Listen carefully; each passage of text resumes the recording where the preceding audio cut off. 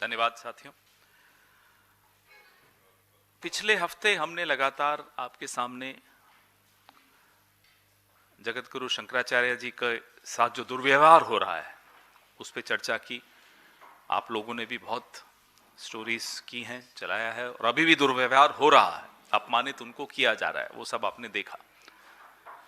साथ साथ एक और ज्वलंत मुद्दा यूपी से ही है। प्लीज बंद कर दो दरवाजा। संभल में जो आपके सामने नजारे देखने को मिल रहे हैं, नारे लग रहे हैं, वकील आक्रोशित हैं। कोई ऐसा वर्ग इस देश में आपको नहीं मिलेगा जो परेशान नहीं है। वो छात्र हो, नौजवान हो, महिलाएं हो, किसान हो, मजदूर हो, संत हो, प्लीज क्या ये आवाजें, संत हो, मिडिल क्लास हो, वकील हो, कोई ऐसा वर्ग नहीं है जो इनसे परेशान नहीं है। ऐसा कोई सगा नहीं जिसे इन्होंने ठगा नहीं। ये हकीकत इन पर, मैं एक वीडियो आपको दिखाऊंगा किस तरह से, एक गुजरात मॉडल का मैं आपको वीडियो दिखाता हूं। जेल में आप बताइए ना, छुड़वाया किसने? बताइए कैसे छुड़वाया? हमको तो जेल से नरेंद्र भाई ने छुड़वाया। उन्होंने जज बदले और जज बदल के फिर नरेंद्र भाई ने सेटिंग की और नरेंद्र भाई ने हमको छुड़वाया, तो हमने छूट चुके। पहला जज आया था धोलकिया था, उन्होंने बोला कि बाहुबली बजेंगे तो फांसी होनी चाहिए 4-5 बार, एक बार नहीं, तो फाइल फेंक दी सब। फिर दूसरा आया तो दूसरा ने हमारे को यही बताया कि नहीं, इनको फांसी होनी चाहिए। फिर तीसरा ने फिर 1.5-4.5 महीना हो गए। फिर नरेंद्र भाई ने हमारे को संदेशा भेजा, मैं अभी सेटिंग करता हूँ, टाइम निकल गया है। फिर उन्होंने अक्षय मेहता करके जज को भेजा, जज ने फाइल नहीं देखी, नहीं बोले जाए, सब जेल खाली कर दिया, बाहर आ गया। तो कोई ये काम, नाम तो भगवान। ये आपने देखा जहां ये बाबू बजरंगी खुलकर बोल रहे हैं नरेंद्र भाई ने कैसे जज बदल के मेरे को राहत दी। तो कोई ये योगी आदित्यनाथ का नया मॉडल नहीं है, ये टेस्टेड मॉडल है, ट्राइड मॉडल है।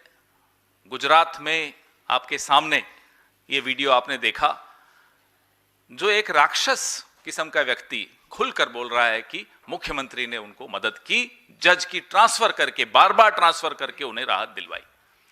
तो जो सीजेएम विभांशु सुधीर का तबादला संभल में हुआ, ये उसी पैटर्न का, उसी सिलसिले का एक और हिस्सा, एक और कड़ी आपने देखी।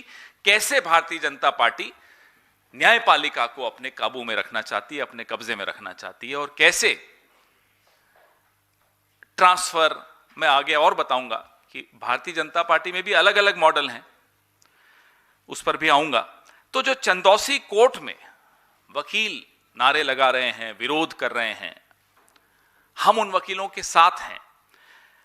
ये वो विभांशु सुधीर हैं जिन्होंने संभल हिंसा के मामले में उस वक्त के जो सीईओ थे अनुज चौधरी और अन्य और पुलिसकर्मी थे, उन पर एफआईआर का आदेश दिया था।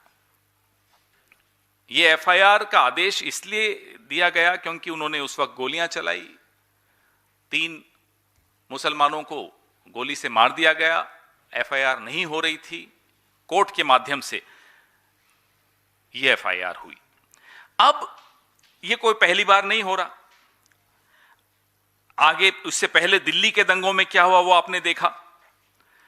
अलग अलग जगह पे किस तरह से इन्होंने न्यायपालिका को अपने काबू में करके ट्रांसफर कर दिया, धमका दिया, ट्रोल कर दिया सोशल मीडिया पे। ऐसे कई बार ये लोग करते रहते हैं ताकि इनका एजेंडा चलता रहे।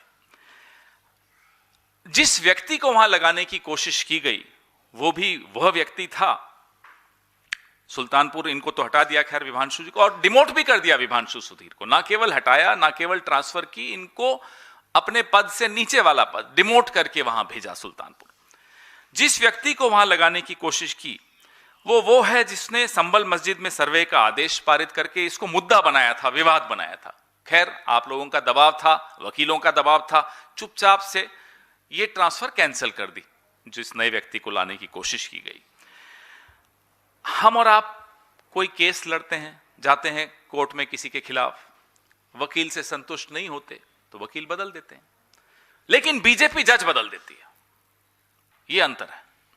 हम और आप वकील बदलते हैं, बीजेपी जज बदलती है। मुरलीधरन, जस्टिस मुरलीधरन का आपने एक उदाहरण मैं आपको देना चाहता हूं। जब दिल्ली के दंगों में जस्टिस मुरलीधरन ने एफआईआर के आदेश बीजेपी के लीडर्स के खिलाफ पारित किए थे, आधी रात को जस्टिस मुरलीधरन का ट्रांसफर हो गया था। आधी रात को। अभी हमारे राजस्थान के जज थे जस्टिस दिनेश कुमार गुप्ता। उन्होंने प्रधानमंत्री के प्रिय मित्र गौतम भाई अडानी के खिलाफ कुछ जुर्माना लगा दिया, तो सजा उनको तुरंत मिली, 200 किलोमीटर दूर तुरंत ट्रांसफर हो गया। उदाहरण दे रहा हूं मैं आपको कि कैसे ये लोग एक मिनट में जिसके हाथ में इंसाफ का तराजू होता है उसको बांध लेते हैं, उसके हाथ को बांध लेते हैं। ये जो हमने देखा, गुजरात का उदाहरण मैंने आपको जो दिखाया, वो डीजी वंजारा हो, बाबू बजरंगी हो, माया कोडनानी हो, किस तरह से जज पे जज बदल के इनको राहत मिली। ये तो एक मॉडल है। मोटा भाई भी है एक, ये तो छोटा भाई का मॉडल है। मोटा भाई तो जज की ट्रांसफर कहीं और ही कर देते हैं, ज्यादा नहीं बोलूंगा। मोटा भाई का केस अगर किसी जज की अदालत में हो तो जज की मॉर्निंग वॉक बंद।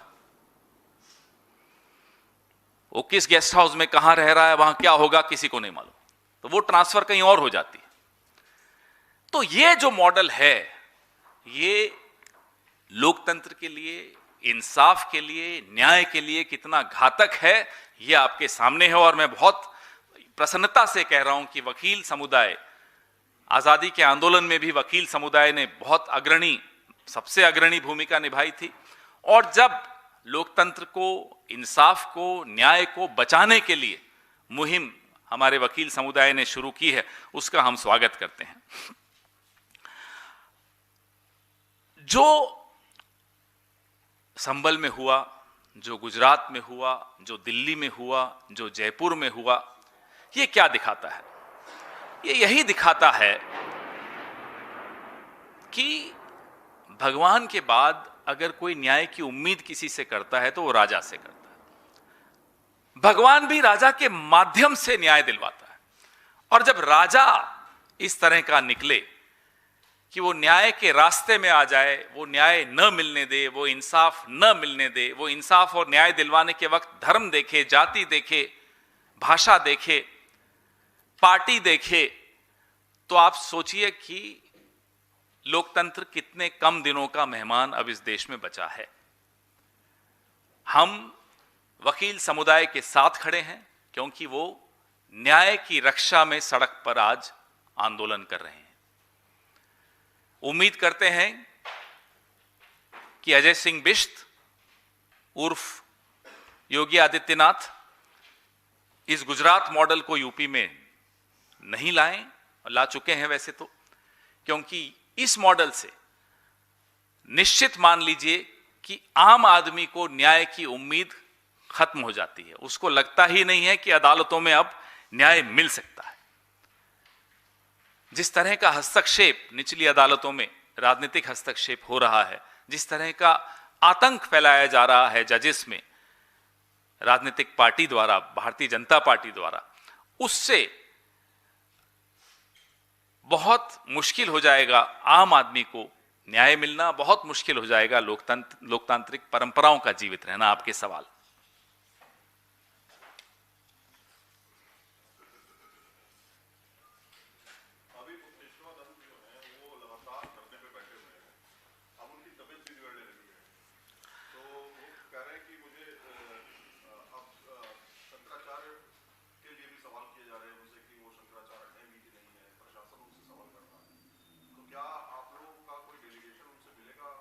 हमारा डेलीगेशन मिला है। हमारे प्रदेश अध्यक्ष उत्तर प्रदेश के अजय राय जी और अन्य नेता उनसे जाकर मिले हैं और लगातार संपर्क में भी हैं। बात यह नहीं है कि वो धरने पर बैठे हैं, जाहिर सी बात है वो चिंता का विषय है, लेकिन संविधान की तमाम जो नियम हैं, जो कानून हैं, जो प्रावधान हैं, उन सबको आप दरकिनार रखते हुए आप हस्तक्षेप कर रहे हो मठ में, आप हस्तक्षेप कर रहे हो धर्म में, आप सर्टिफिकेट बांट रहे हो कि साहब कौन सरकारी शंकराचार्य होगा, इस तरह से नहीं होता है। जो जिनको हमने चुना था, जिनको वोट आप लोगों ने सबने दिया था देश चलाने के लिए, वो देश तो आप देख ही रहे हैं कैसा चला रहे हैं। अब वो धर्म भी चलाना चाहते हैं, वो देश भी चलाना चाहते हैं, देश भी तबाह करना चाहते हैं, धर्म में भी हस्तक्षेप करके उसकी सारी परंपराओं को तबाह करना चाहते हैं। ये हम नहीं होने देंगे। आपने कहा कि हम लोग वकीलों के साथ हैं, तो क्या आप लोगों का जो लीगल डिपार्टमेंट है वो उनके साथ मिलकर कोई आगे की कानूनी कार्रवाई करने की हम उनसे संपर्क में हैं। जैसी भी उन्हें आवश्यकता रहेगी, राजनीतिक दल की हैसियत से हम एक अहिंसक आंदोलन में उनके साथ हैं। सर, शंकराचार्य और जो आपकी पीसीआर पे उस पे ही एक सवाल है कि अभी कुछ देर पहले स्वामी अभिमुक्तेश्वरानंद ने ये बात कही कि यूपी का जो सीएम है वो योगी आदित्यनाथ को नहीं बल्कि केशव प्रसाद मौर्य को होना चाहिए, और उन्होंने ये भी कहा कि सीएम की तुलना जो है उन्होंने मुगलों के शासन से कर दी है, और बोले कम से कम इनके जैसा तो सीएम नहीं होना ही चाहिए। भाई, जब जो उन्होंने कहा उस पर मैं टिप्पणी नहीं करूंगा, लेकिन शाही स्नान को तो मुगल भी नहीं रोकते थे, अंग्रेज भी नहीं रोकते थे। किसने रोका? शंकराचार्य जी को शाही स्नान करने से किसने रोका? आने वाली पीढ़ियों पर के लिए जब ये कौन बनेगा करोड़पति और इस तरह के आएंगे ना सीरियल, ये सवाल पूछा जाएगा। शाही स्नान में शंकराचार्य जी को स्नान करने से किसने रोका? ए मुगल, बी अंग्रेज, सी कांग्रेस, डी बीजेपी। जवाब डी आएगा, उसमें कोई कॉल अ फ्रेंड भी नहीं होगा। सर, सामाजिक मेरा सवाल है, तेजपाल सिंह नाम मेरा। सर, सामाजिक जीवन में हम संतों का बहुत सम्मान करते हैं, लेकिन अब देखा जाए नॉर्मल व्यक्ति को लगता है कि संतों के पास जाओ, पैर छुओ, आशीर्वाद लो, होता भी है, सब लोग करते हैं, चाहे वो किसी भी धर्म के धर्मगुरु क्यों ना हो। बिल्कुल सही। लेकिन जब एक साधारण सा पुलिस वाला जो लोगों के टैक्स के पैसे से सैलरी लेता है, आम नागरिक के पैसे से, अगर वो जूतों से रगड़ देता है और उसका कुछ भी नहीं होता, तो इसका मतलब संतों से ज्यादा सम्मान तो उनका होना चाहिए। कम से कम जूतों से रगड़े तो नहीं जाएंगे। बिल्कुल ठीक बोल रहे हैं आप। बहुत पीड़ा का विषय है जब वो नज़ारे हम देखते हैं कि बाल बटुकों को उनकी बालों से खींच कर घसीटा जाए,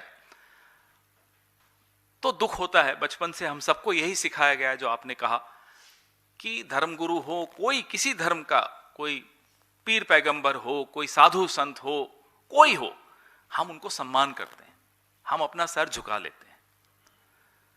यहां तो शंकराचार्य जी के शिष्यों के साथ जो दुर्व्यवहार हो रहा है और जिस तरह से अपमानित उन सबको किया जा रहा है, उससे हम सब आहत हैं। किसी पुलिस वाले की इतनी हिम्मत नहीं होती है जब तक राजनीतिक नेतृत्व ने उसको ये आदेश नहीं दिए हों। तो सवाल राजनीतिक नेतृत्व पर, खास तौर पे उस राजनीतिक नेतृत्व पर उठने जरूरी हैं जो धर्म की आड़ में छिपकर वोट मांगता है, जो धर्म का दुरुपयोग करके वोट मांगता है, जो धर्म का इस्तेमाल करके विवाद पैदा करता है। तो यह सवाल इसीलिए हम राजनीतिक नेतृत्व से, नरेंद्र मोदी से, अमित शाह से, आदित्यनाथ से, अजय सिंह बिष्ट जिसका नाम है, उन सबसे पूछ रहे हैं। किसानों को खालिस्तानी सिद्ध किया गया, देशद्रोही सिद्ध किया गया। जहां जहां आंदोलन, छात्रों ने आंदोलन किया तो छात्रों को राजनीतिक सिद्ध किया गया। अभी शंकराचार्य जो संत हैं उन पर भी सवाल उठाया जा रहा है कि शंकराचार्य हैं या नहीं। इसका मतलब यह है कि कल को अगर कोई रिक्शे वाला भी सवाल करता है इनसे किसी पॉलिसी को लेकर के, और लोकतंत्र हमें अधिकार देता है, लोकतंत्र हमें अधिकार देता है कि हम चाहे कुछ भी हों, यहाँ देश का प्रधानमंत्री और मैं दोनों ही बराबर हैं वोट के हिसाब से। तो ऐसी स्थिति में तो कोई भी व्यक्ति सवाल पूछ नहीं पाएगा। इसमें उदाहरण, नोएडा में सेक्टर 50 में घटना 150 में लड़के का खत्म हुआ, वहाँ एक डिलीवरी बॉय जो बहुत छोटी सी कमाई करने वाला होगा, जितने हम लोग अपने फ्लैटों को रेंट देते उतना कमाने वाला व्यक्ति उसकी मदद के लिए तैयार हो गया। वहाँ पूरा प्रशासन और पुलिस मौजूद था। मतलब मुझे दर्द है, मुझे नहीं, हर व्यक्ति को दर्द होगा कि 27 साल का लगभग मेरा छोटा भाई है, उसके साथ घटना हो गया तो क्या स्थिति होगी। और जब उस लड़के को आज जो जिसने मदद की थी उसने पुलिस के खिलाफ जब बोल दिया था, तो उसको 100 से ज़्यादा कॉल्स आए हैं पुलिस के, प्रशासन के, और उसकी आवाज़ को दबाने का प्रयास किया जा रहा है। आज का उसका अखबार में स्टेटमेंट है कि वो नौकरी छोड़ दी उसने। जो क्या लगता है, ऐसे तो कोई व्यक्ति खड़ा नहीं होगा। आप जो कह रहे हैं, पिछले 11-12 साल से लगातार यही उदाहरण मिलते हैं देखने को। सवाल पूछना, सवाल इनको पसंद नहीं आते, सवाल पूछने वाले इन्हें पसंद नहीं आते। कोई सवाल पूछ ले इनसे, इनकी नीतियों के खिलाफ, तो ये उसको देशद्रोही सिद्ध करके रहेंगे। और इनके साथ, माफ कीजिएगा, आपके कुछ साथी भी हैं, हमारे आपके साथी हैं मीडिया के, उनका भी एक गलत योगदान रहा है लोकतंत्र को खत्म करने में। तो इसलिए मैं बार बार उनके विषय में भी बोलता हूं। ये अकेले नहीं होते, इनको भी हथियारों की जरूरत होती है। कुछ हथियार आप लोगों ने भी दिए और इसका खामियाजा सबको भुगतना पड़ेगा। एक ना एक दिन आपको भी भुगतना पड़ेगा। आपको अभी लगता होगा कि चलिए विपक्ष को भुगतना पड़ रहा है, इलेक्शन हार गए, अरे वो चलता रहेगा। उससे कहीं ज्यादा हार हम सबकी हो रही है, एज अ सोसाइटी हो रही है, समाज की हो रही है, नौजवानों की हो रही है, सबकी हो रही, कोई नहीं बचेगा। तो जो आपने गिग वर्कर के विषय में बताया, डिलीवरी बॉय के विषय में, उसने एक मानवता के नाते वो किया जो कि डिपार्टमेंट्स बने हुए हैं जिस काम को करने के लिए, वो नहीं कर पाए। वो एसडीआरएफ हो, वो एनडीआरएफ हो, वो जिला प्रशासन हो, लेकिन उसने करने की कोशिश की। उसके बाद उसको सजा देना, उसको परेशान करना, उसको प्रताड़ित करना, इतना प्रताड़ित करना कि अब बेचारे ने नौकरी छोड़ दी। तो ये किस तरह का उदाहरण हम दे रहे हैं समाज में कि आंख बंद करो, मुंह बंद रखो, कान बंद रखो। सरकार जो कर रही है, कह रही है, उसको होने दो, सवाल मत पूछो, हस्तक्षेप मत करो, उंगली मत उठाओ।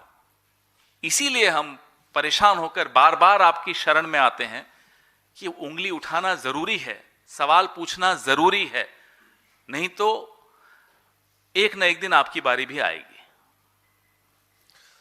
सर, इस पे रहिए ना यार, क्या शशि थरूर करते हो। सर, एक द इकोनॉमिस्ट पत्रिका है, उन्होंने एक आर्टिकल लिखा है जिसमें यह कहा है कि 2024 के इलेक्टोरल रिवर्स के बावजूद भारतीय प्रधानमंत्री डोमिनेंट है और रिकवरी पर है। कैसे देखते हैं इस लेख को? मैं बड़ा खुश होता जब किसी ऐसी विदेशी पत्रिका ने डिवाइडर इन चीफ बोला था, तब भी ये सवाल आता। जब विदेशी पत्रिकाएं इनके पक्ष में कुछ लिख देती हैं या लिखवा दिया जाता है उनसे, तब आप लोग सब सवाल पूछते हैं। देखो देखो, इकोनॉमिस्ट ने सर्टिफिकेट दे दिया मोदी जी को। ऐसे सर्टिफिकेट इनके खिलाफ भी बहुत दिए हैं, तब भी सवाल पूछ लिया कीजिए, हम भी जवाब तब दे देंगे।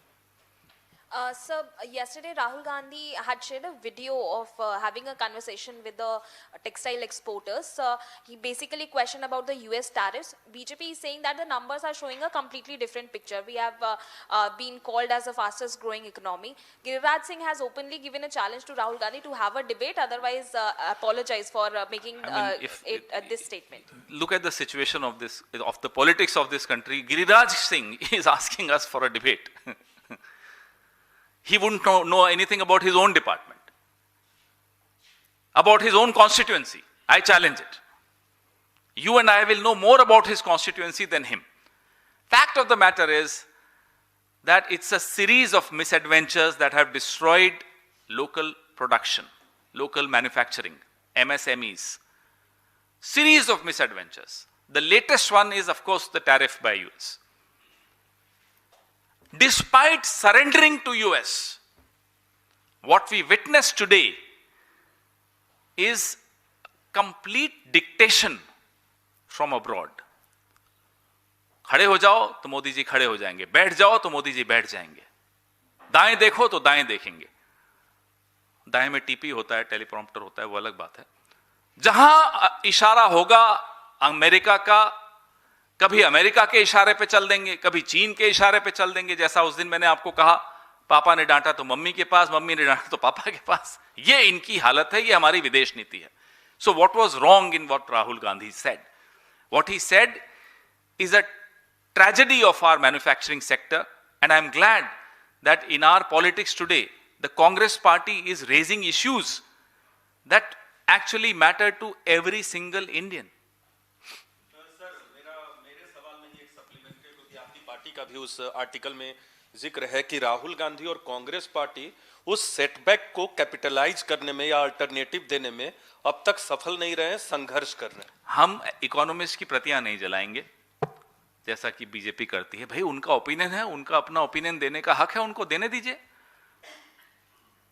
ऐसे ओपिनियंस बहुत आए हैं, डिवाइडर इन चीफ भी एक ओपिनियन है, और भी कई पब्लिकेशंस हैं जिन्होंने मोदी जी को की शान में बहुत कसीदे पढ़े थे, वो आप शायद दोहरा भी नहीं पाएंगे। सर सर एक सवाल इधर से सर, जनगणना की अधिसूचना जारी की गई है जिसमें जाति का कॉलम ही नहीं है। घरों की गिनती की जाएगी लेकिन जाति को आइडेंटिफाई नहीं किया जाएगा, इसके पीछे आप क्या? भाई, जाति जनगणना की जब मांग इस देश में हम सब ने उठाई, राहुल गांधी जी ने सबसे आगे होकर उठाई, तब नरेंद्र मोदी ने कहा ये तो अर्बन नक्सल हैं। उसके बाद नरेंद्र मोदी ने खुद ध्यान हटाने के लिए ऑपरेशन सिंदूर के वक्त जो हो रहा था, डोनाल्ड ट्रंप जो सबको बता रहे थे कि मैंने सीजफायर करवा दिया, ध्यान हटाना था, बोले जाति जनगणना होगी। फिर आप सब ने तालियां बजाई, तब भी तालियां बजाई जब हमें अर्बन नक्सल कहा था। फिर कहा कि नहीं मैं जाति जनगणना करूंगा, फिर भी तालियां बजाई। मास्टर स्ट्रोक, तो मास्टर स्ट्रोक पे मास्टर स्ट्रोक। उसके बाद क्या हुआ? अब जनगणना में जाति का कॉलम नहीं है। ये व्यक्ति जब कुछ कहे तो समझ लीजिए उसका उल्टा करेगा। ये कहते कुछ हैं, करते कुछ हैं, सोचते हैं ही नहीं।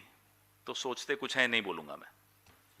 सर पिछले 4-5 दिन से जब से शंकराचार्य जी ने धारणा पे आए हैं, तब से हम टीवी चैनल में देख रहे हैं कि भाजपा के कोई भी स्पोक्स पर्सन ये डिबेट में पार्टिसिपेट नहीं कर रहे हैं।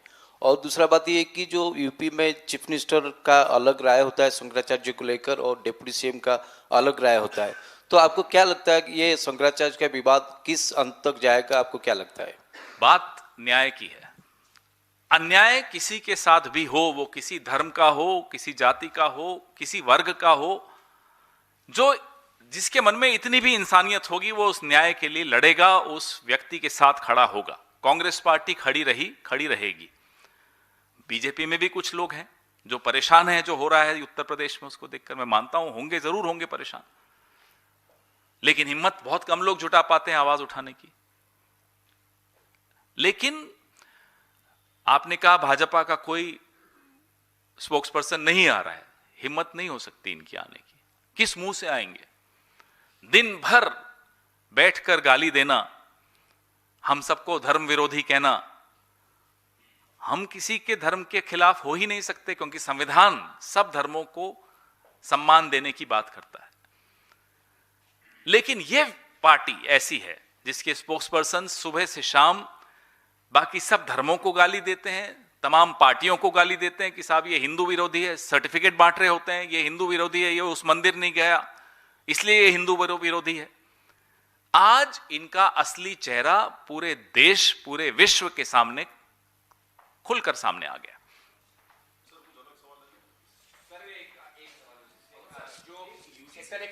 एक एक करके नोएडा सेक्टर 150 की जो घटना हुई, राहुल गांधी ने भी अपने सोशल मीडिया पर इसका जिक्र किया। आज उनकी शोक सभा है, या फिर इसके बाद क्या राहुल गांधी विक्टिम के परिवार से मिलने जाएंगे? इसके बारे में कोई जानकारी? जब भी ऐसा कुछ होगा जरूर आपको बताएंगे।